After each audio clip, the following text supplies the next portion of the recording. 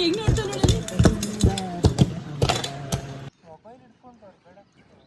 ಬರ್ತಾ ಇದ್ದೀನಿ ನಡೀತೀನಿ.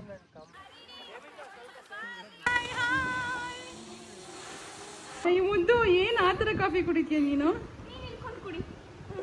ಅಣ್ಣ ತಮ್ಮ ಅಯ್ಯೋ ನಗ್ತಾ ಇದೆ ಪಾಪು. ಟ್ರೆಕ್ಕಿಂಗ್ ಮಾಡಿ ಅದೆಷ್ಟು ವರ್ಷ ಆಗಿತ್ತು, ಅದರಲ್ಲೂ ಈ ಸ್ಲಿಪ್ಪರ್ ಹಾಕೊಂಡು ಬೇರೆ ಬಂದು ಹತ್ತಕ್ಕಾಗ್ದಲೇ ಬರೀ ಕಾಲಲ್ಲಿ ಹತ್ತಿದ್ದಾಯಿತು. ಹಲೋ ನಮಸ್ಕಾರ, welcome to Kavya Keshav YouTube channel. Last weekend ಪಾಪು ಕರ್ಕೊಂಡು ನಾವು ರಾಮನಗರದಲ್ಲಿರುವಂಥ ಒಂದು ರೆಸಾರ್ಟ್ಗೆ ಹೋಗಿದ್ವಿ.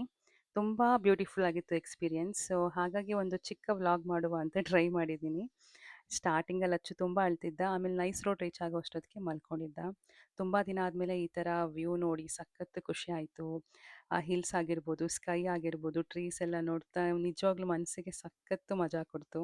ರಾಮನಗರ ರೀಚ್ ಆಗ್ತಾನೆ ಒಳಗಡೆ ಫುಲ್ ಆ ಕಡೆ ಈ ಕಡೆ ತೆಂಗಿನ ಮರಗಳು, ಇನ್ನೊಂದು ಕಡೆ ಹಿಲ್ಸ್, ಇದೆಲ್ಲ ನೋಡಿ ನಿಜವಾಗ್ಲೂ ಇನ್ನೂ ಏನೂ ಸ್ಟಾರ್ಟೇ ಆಗಿಲ್ಲ ಎಕ್ಸ್ಪೀರಿಯನ್ಸ್, ಆಲ್ರೆಡಿ ಖುಷಿ ಆಗ್ತಿತ್ತು. ಬಂದು ರೂಮ್ಗೆ ಚೆಕ್ ಇನ್ ಮಾಡಿದ್ವಿ. ರೂಮ್ ಆ್ಯಕ್ಚುಲಿ ತುಂಬ ಸ್ಪೇಷಿಯಸ್ ಆಗಿತ್ತು, ಸಖತ್ ಖುಷಿ ಆಯಿತು. ನಾವು ಲಾಸ್ಟ್ ರೆಸಾರ್ಟಲ್ಲಿ ಹೋದಾಗ ಸ್ವಲ್ಪ ಇಕ್ಕಟ್ಟಾಗಿತ್ತು. ಸೊ ಈ ರೂಮ್ ನೋಡಿ already I was happy.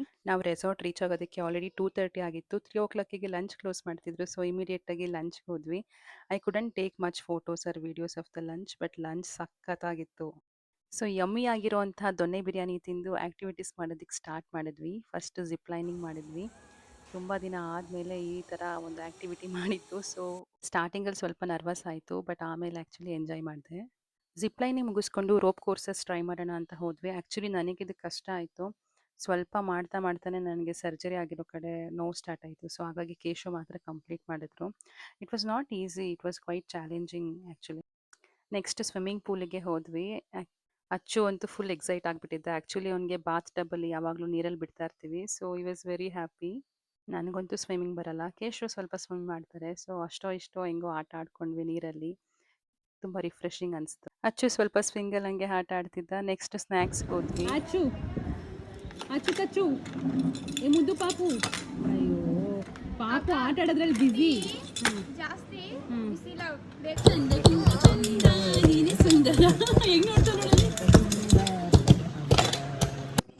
Snacks ಮುಗಿಸ್ಕೊಂಡು ಅಚ್ಚುಗೂ ಊಟ ತಿನ್ನಿಸ್ಕೊಂಡು ನೆಕ್ಸ್ಟ್ ಅವನಿಗೆ ಆಟ ಆಡ್ಸೋದಕ್ಕೆ ಸ್ಟಾರ್ಟ್ ಮಾಡಿದ್ವಿ. ಜಾಸ್ತಿ ತಿರ್ಸ್ಕೊಡ ಮನೆ ತಲೆ ಸುತ್ತ ಬರುತ್ತೆ. ಅಚ್ಚ ಜಾಸ್ತಿ ಮಾಡೋದು ನಗದ್ ನೋಡಲಿ ಖುಷಿ. ಪಾಪುಗೆ ಆಟ ಆಡ್ಸಿದ್ಮೇಲೆ ನಾವು ರೆಸಾರ್ಟ್ ಫುಲ್ ವಾಕ್ ಮಾಡೋಣ ಅಂತ ಹೇಳಿ ಒಂದು ರೌಂಡ್ ವಾಕಿಂಗ್ ಹೋದ್ವಿ. ವಾಕಿಂಗ್ ಮಾಡ್ತಾ ಹಂಗೆ ಇಂಡೋರ್ ಗೇಮ್ಸ್ ರೂಮ್ಗೆ ಹೋದ್ವಿ. ಅಲ್ಲಿ ಸ್ವಲ್ಪ ಮಕ್ಕಳು ಆಟ ಆಡೋದಕ್ಕೆ ಟ್ರೈ ಮಾಡ್ತಿದ್ರು. ಅವ್ರಿಗೆ ಜಂಗ ಹೇಗೆ ಆಡಬೇಕು ಅಂತ ಗೊತ್ತಾಗ್ತಿರ್ಲಿಲ್ಲ. ಸೊ ಹಾಗಾಗಿ ಕೇಶ್ ಅವ್ರಿಗೆ ಹೇಳ್ಕೊಡ್ತಾ ಇದ್ರು ಯಾವ ರೀತಿ ಆಡಬೇಕು ಅಂತ. ನಾವು ಮನೇಲಿ ಆ್ಯಕ್ಚುಲಿ ತುಂಬಾ ಪ್ಲೇ ಮಾಡ್ತಾ ಇದ್ವಿ ಇದನ್ನು. ಮಗು ಆದಮೇಲೆ ಇದೆಲ್ಲ ಎಲ್ಲಿದೆ ಅಂತಲೇ ಗೊತ್ತಿಲ್ಲ. ನಾವು ಯಾವುದು ಗೇಮ್ ಆಡೋದಕ್ಕಾಗಿಲ್ಲ. ಸೊ ಹಾಗೆ ನಮ್ಮ ವಾಕಿಂಗ್ನ ಕಂಟಿನ್ಯೂ ಮಾಡಿದ್ವಿ. ಆಲ್ಮೋಸ್ಟ್ ಈವ್ನಿಂಗ್ ಸನ್ಸೆಟ್ ಟೈಮ್ ಆಗಿತ್ತು. ಸೊ ಕೆಲವೊಬ್ಬರು ಇಲ್ಲಿ ಟೆಂಟಲ್ಲೂ ಕೂಡ ಸ್ಟೇ ಆಗಿದ್ರು. ನಮ್ಮ ರೆಸಾರ್ಟ್ ಪಕ್ಕದಲ್ಲೇ ಯು ಕ್ಯಾನ್ ಸಿ ಬೆಟ್ಟ ಎಲ್ಲ ಕಾಣ್ತಾ ಇತ್ತು.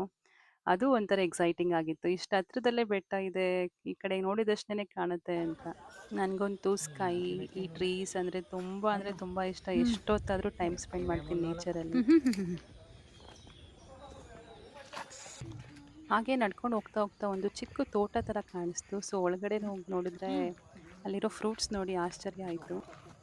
ಏನು ಅಣ್ಣ, ವಾವ್ ಏನು ಮನೆ ಇದು, ತೋರ್ಸು. ಆ್ಯಕ್ಚುಲಿ ಅವಾಗ ಗೊತ್ತಿಲ್ಲ, ಆಮೇಲೆ ಗೊತ್ತಾಯ್ತು ಅದು ಚಕ್ಕೋತ ಅಂತ. ಮನೆಗೆ ಕೂಡ ಒಂದು ತೊಗೊಂಡು ಬಂದು ತಿಂದ್ವಿ, ಅದು ಚೆನ್ನಾಗೇ ಇತ್ತು.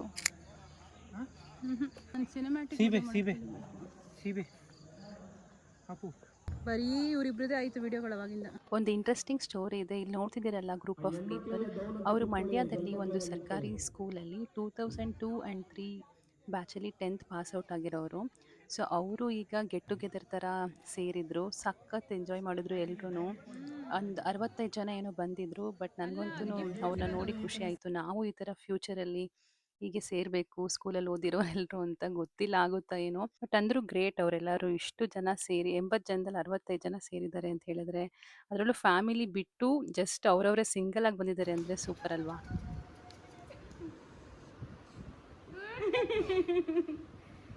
ಅಯ್ಯೋ ಮುದ್ದು ಏನು ಆ ಥರ ಕಾಫಿ ಕುಡಿತೀಯ ನೀನು? ನಮ್ಮ ಪಾಪು ಕಾಫಿ ಎಷ್ಟು ಚೆನ್ನಾಗಿ ಕುಡಿಯುತ್ತೆ. ವಾ ಮುದ್ದ, ನಿದ್ದೆ ಬರ್ತಾ ಇದೆ, ಕಾಫಿ ಕುಡಿಬೇಕು.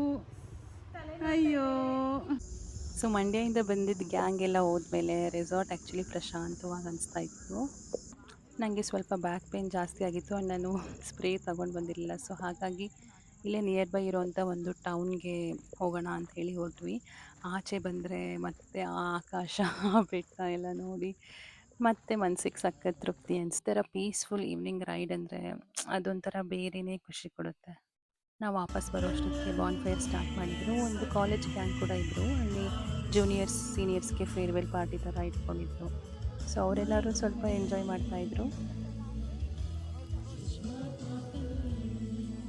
ಎಷ್ಟು ಸ್ವಲ್ಪ ಆಫೀಸ್ ವರ್ಕ್ ಇದೆ ಅಂತ ಹೇಳಿ ಅವ್ರು ಬ್ಯುಸಿ ಆದರು. ಸೊ ನಾನೊಬ್ಬಳೇ ಬಂದು ಬಾನ್‌ಫೈರ್‌ನ ಎಂಜಾಯ್ ಮಾಡ್ತಿದ್ದೆ. ಅಚ್ಚು ಮಲ್ಕೊಂಡಿದ್ದ ಇಷ್ಟೊತ್ತಿಗೆ.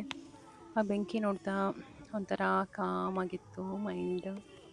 ಆ ಫೈರ್‌ನ ನೋಡ್ಬೇಕಾದ್ರೆ ನನ್ನ ಮೈಂಡ್ ಕಂಪ್ಲೀಟ್ಲಿ ಬ್ಲ್ಯಾಂಕ್ ಆಗಿತ್ತು and it was such A good feeling. So ಇದಾದಮೇಲೆ ಊಟ ಮಾಡ್ಕೊಂಡ್ವಿ. ಊಟ ಮಾಡಿ ಮತ್ತೆ ಒಂದು ರೌಂಡ್ ವಾಕಿಂಗ್ ಮಾಡಿದ್ವಿ. ಆಕಾಶದಲ್ಲಿ ಚಂದಮಾಮ ತುಂಬ ಬ್ಯೂಟಿಫುಲ್ಲಾಗಿ ಕಾಣ್ತಾ ಇತ್ತು. ಡೇ ಫುಲ್ ಆ್ಯಕ್ಟಿವ್ ಆಗಿದ್ದರಿಂದ ಬೇಗ ಮಲ್ಕೊಂಡ್ವಿ. ಆದರೆ ನಮ್ಮ ಅಚ್ಚು ಮತ್ತೆ ಬೆಳಗ್ಗೆ 4 ಗಂಟೆಗೆ ಎದ್ಬಿಟ್ಟಿದ್ದ. ಅಚ್ಚುನ ಆಡಿಸ್ತಾ ಆಡಿಸ್ತಾ 5 ಗಂಟೆ ಆಗೋಯಿತು. ನಾನು ಮಲ್ಗಕ್ಕೆ ಹೋಗಿಲ್ಲ ಮತ್ತೆ, ಯಾಕಂದರೆ 6 ಗಂಟೆಗೆ ಟ್ರೆಕ್ಕಿಂಗ್ ಅಂತ ಹೇಳಿದರು. ಸೊ ಮಲ್ಕೊಂಡ್ರೆ ಮತ್ತೆ ನಿದ್ದೆ ಬರಲ್ಲ ಅಂತ ಅಲ್ಲೇ ರೆಸಾರ್ಟಲ್ಲೇ ವಾಕ್ ಮಾಡೋಕ್ಕೆ ಸ್ಟಾರ್ಟ್ ಮಾಡಿದೆ. ಬ್ಯಾಂಗ್ಳೂರಲ್ಲಿ ಟ್ರಾಫಿಕ್ಕು, ವೆಹಿಕಲ್ ಸೌಂಡ್ ಕೇಳಿ ಕೇಳಿ ಇಲ್ಲಿ ಇಂಪಾದ ಪಕ್ಷಿಗಳ ಸೌಂಡ್ ಕೇಳ್ತಾ ಇದ್ದರೆ ಮನಸ್ಸಿಗೆ ಎಷ್ಟು ಹಗುರ ಅನಿಸ್ತಾ ಇತ್ತು. ನಿಜವಾಗ್ಲೂ ಈ ವೀಕೆಂಡ್ ಸಖತ್ ಬ್ಯೂಟಿಫುಲ್ ಆಗಿತ್ತು ಪ್ರತಿ ಕ್ಷಣನೂ. ನಾವು ಟ್ರೆಕ್ಕಿಂಗಿಗೆ ಕಾಲೇಜ್ ಹುಡುಗರೆಲ್ಲ ಬರ್ತಾರೆ, ಅವ್ರ ಜೊತೆ ಚೆನ್ನಾಗಿ ಜಾಲಿಯಾಗಿ ಎಂಜಾಯ್ ಮಾಡ್ಬೋದು ಅಂದರೆ ಯಾರೂ ಬಂದಿರಲಿಲ್ಲ. ನಾನು ಕೇಶು ಇಬ್ಬರೇ. ಒಬ್ಬರು ಗೈಡ್ ಕೂಡ ಕೊಟ್ಟಿದ್ದರು ಅವರು. ಯಾವುದೋ ಒಂದು ದೊಡ್ಡ ಬೆಟ್ಟಕ್ಕೆ ಹತ್ಸ್ತಾರೆ ಅಂದ್ಕೊಂಡ್ವಿ, ಬಟ್ ಆ್ಯಕ್ಚುಲಿ ಅವರೊಂದು ಚಿಕ್ಕ ಬೆಟ್ಟಕ್ಕೆ ಕರ್ಕೊಂಡು ಹೋಗಿದ್ರು. ಒಳ್ಳೆಯದೇ ಆಯಿತು, ಯಾಕಂದರೆ ನಾವು ಶೂಸ್ ಕೂಡ ತಂದಿರಲಿಲ್ಲ. We didn't know only trekking ಮಾಡ್ತೀವಿ ಅಂತ. ಬಟ್ ಇದು ಒಂಥರ ಚೆನ್ನಾಗಿತ್ತು ಎಕ್ಸ್ಪೀರಿಯನ್ಸ್. ನಾವಿದ್ದಿದ್ದು ರೆಸಾರ್ಟಿಂದ ತುಂಬ ಹತ್ರದಲ್ಲೇ ಇರುವಂಥ ಒಂದು ಬೆಟ್ಟಕ್ಕೆ ಕರ್ಕೊಂಡು ಹೋಗಿದ್ರು. ಟ್ರೆಕ್ಕಿಂಗ್ ಮಾಡಿ ಅದೆಷ್ಟು ವರ್ಷ ಆಗಿತ್ತು, ಅದರಲ್ಲೂ ಈ ಸ್ಲಿಪ್ಪರ್ ಹಾಕ್ಕೊಂಡು ಬೇರೆ ಬಂದು ಹತ್ತಕ್ಕಾಗ್ದಲೇ ಬರೀ ಕಾಲಲ್ಲಿ ಹತ್ತಿದ್ದಾಯಿತು. ಸ್ವಲ್ಪ ಕಷ್ಟ ಆಯಿತು ಕೆಲವೊಂದು ಪ್ಲೇಸಲ್ಲಿ, ಬಟ್ ಮೇಲೆ ಬಂದಾಗ ವ್ಯೂ ನೋಡಬೇಕಾದ್ರೆ ತುಂಬಾ ಚೆನ್ನಾಗಿ ಅನಿಸ್ತು. ನೇಚರ್ ನಿಜವಾಗ್ಲೂ ನಮ್ಮನ್ನ ಹೀಲ್ ಮಾಡುತ್ತೆ. ಇಲ್ಲಿದ್ದಾಗ ನಮ್ಮ ಮನಸ್ಸಲ್ಲಿ ಹಾಕಿದಂತಹ ಫೀಲಿಂಗ್ ಆಗಿರ್ಬೋದು, ಆ mental piece, it was really good. ನಮ್ಮ ಲೈಫಲ್ಲಿ ಏನು ನಡೀತಿದೆ ಅನ್ನೋದು ಎಲ್ಲ ಮರ್ತೋಗ್ಬಿಟ್ಟಿದ್ವಿ. ಸ್ವಲ್ಪ ಟೈಮ್ ಸ್ಪೆಂಡ್ ಮಾಡಿ ಕೆಳಗಡೆ ಇಳಿಯೋಕ್ಕೆ ಸ್ಟಾರ್ಟ್ ಮಾಡಿದ್ವಿ. ಬರ್ತಾ ಇದ್ದೀನಿ ನಡಿ ಚಿನ್. ಆಯಿತು ಚಿನ್. ಕೆಳಗಿಳಿತಾ ರೆಕಾರ್ಡ್ ಮಾಡ್ಕೊತಿದ್ದೆ ಅಂತೇಳಿ ಆ ಕೇಶು ಕೈಲಿ ಬೈಸ್ಕೊಂಡೆ ಚೆನ್ನಾಗಿ. ರಿಟರ್ನ್ ಆಗ್ಬೇಕಾದ್ರೆ ನಮ್ಗೆ ಇನ್ನೊಂದು ದಾರಿಯಲ್ಲಿ ಕರ್ಕೊಂಡು ಬಂದರು. ಎರಡೂ ಕಡೆ ಮಾವಿನ ಮರ, ಮಧ್ಯದಲ್ಲಿ ಒಂದು ಚಿಕ್ಕ ರೋಡು, ಯಾರೂ ಇರಲಿಲ್ಲ, ತುಂಬ ವಿಶಾಲವಾಗಿತ್ತು. ಈ ಒಂದು ಚಿಕ್ಕ ವಾಕ್ ಕೂಡ ನಮಗೆ ಬ್ಯೂಟಿಫುಲ್ ಅಂತ ಅನಿಸ್ತಾ ಇತ್ತು. ವಿಡಿಯೋದಲ್ಲಿ ಬರೀ ಕೇಶುನೇ ಇದ್ದಾರೆ ಅಂತ ನನ್ನ ತೆಗಿ ಅಂದ್ಬಿಟ್ಟು ಮುಂದೆ ಹೋಗಿ ನಾನು ವಿಡಿಯೋ ತೆಗೆಸ್ಕೊಂಡೆ. ಟ್ರೆಕ್ಕಿಂಗ್ ಬೇಗನೆ ಮುಗೀತು. ನಾವಿನ್ನೂ ಜಾಸ್ತಿ ಟೈಮ್ ತಗೊಳುತ್ತೆ ಅಂತ ಎಕ್ಸ್ಪೆಕ್ಟ್ ಮಾಡಿದ್ವಿ. ಬರೋ ಅಷ್ಟರಲ್ಲಿ ಇನ್ನೂ ಅಚ್ಚು ಮಲಗಿರ್ತಾನೆ, ಯಾಕಂದರೆ ಬೆಳಗಿನ ಜಾವ ನಿದ್ದೆ ಮಾಡಿಲ್ವಲ್ಲ ಅಂದ್ಕೊಂಡ್ರೆ ಅವನು ಆಲ್ರೆಡಿ ಎದ್ದಿದ್ದ. ಸೊ ಅವನ ಜೊತೆ ಸ್ವಲ್ಪ ಆಟ ಆಡಿದ್ವಿ. ಅಲ್ಲ ಅಣ್ಣ ತಮ್ಮ, ಅಯ್ಯೋ ನಗ್ತಾ ಇದೆ ಪಾಪು, ಚೆನ್ನಾಗಿ ಕಾಣ್ತೈತೆ. ಅಣ್ಣ ತಮ್ಮ, ಅಣ್ಣ ತಮ್ಮ, ಅಯ್ಯೋ ಕುಳು ಪಾಪ, ಕುಳು ಪಾಪ ನಗ್ತಿದ್ದೇನಾ? ಮಂಡೇ ಮಾರ್ನಿಂಗ್ ಪೀಸ್ಫುಲ್ ಆಗಿತ್ತು. ಸೊ ಬ್ರೇಕ್ಫಾಸ್ಟ್ ಮುಗಿಸಿ ಮತ್ತೆ ಇನ್ನೊಂದ್ಸಲ ಜಿಪ್ ಲೈನ್ ಆಡಿ ಆರ್ಚರಿ ಹಾಗೂ ಟಾರ್ಗೆಟ್ ಶೂಟಿಂಗ್ ಮಾಡಿದ್ವಿ. ಕೇಶು ಕ್ರಿಕೆಟ್ ಕೂಡ ಆಡಿದ್ರು ಅಲ್ಲಿ ಇದ್ದಿದ್ದು ಒಂದು ಗ್ಯಾಂಗ್ ಜೊತೆ. ಟೈಮ್ ಹೇಗೋಯ್ತು ಅಂತಲೇ ಗೊತ್ತಾಗಿಲ್ಲ. ಈ ಪ್ರಕೃತಿಯ ಮಧ್ಯದಲ್ಲಿ ಇದ್ದಿದ್ದಕ್ಕೆ ಮನಸ್ಸಿಗಂತೂ ತುಂಬಾ ಖುಷಿ ಆಯಿತು. ಕೆಲವೊಂದಷ್ಟು ಫೋಟೋ ತಗೊಂಡು ಮತ್ತೆ ನಾವು ವಾಪಸ್ ಹೊರಟ್ವಿ. But this was really amazing. ಈ ರೆಸಾರ್ಟ್ನ ನಾನಂತೂ ಎಲ್ರಿಗೂ ರೆಕಮೆಂಡ್ ಮಾಡ್ತೀನಿ. ನಮಗಂತೂ ಯಾವುದೂ ಇನ್ಕನ್ವೀನಿಯನ್ಸಸ್ ಆಗಿಲ್ಲ, ಯಾವುದೂ ಇಶ್ಯೂಸ್ ಆಗಿಲ್ಲ. ನಿಮಗೆ ಈ ವಿಡಿಯೋ ಇಷ್ಟ ಆಗಿತ್ತಂದರೆ ಲೈಕ್ ಮಾಡಿ, ಕಮೆಂಟ್ ಮಾಡಿ ಹಾಗೂ ನಿಮ್ಮ ಫ್ರೆಂಡ್ಸ್ ಜೊತೆ ಶೇರ್ ಮಾಡಿ. ನನ್ನ ಚಾನಲ್ಗೆ ಸಬ್ಸ್ಕ್ರೈಬ್ ಮಾಡಿಲ್ಲ ಅಂದರೆ ದಯವಿಟ್ಟು ಸಬ್ಸ್ಕ್ರೈಬ್ ಮಾಡಿ. Thank you so much.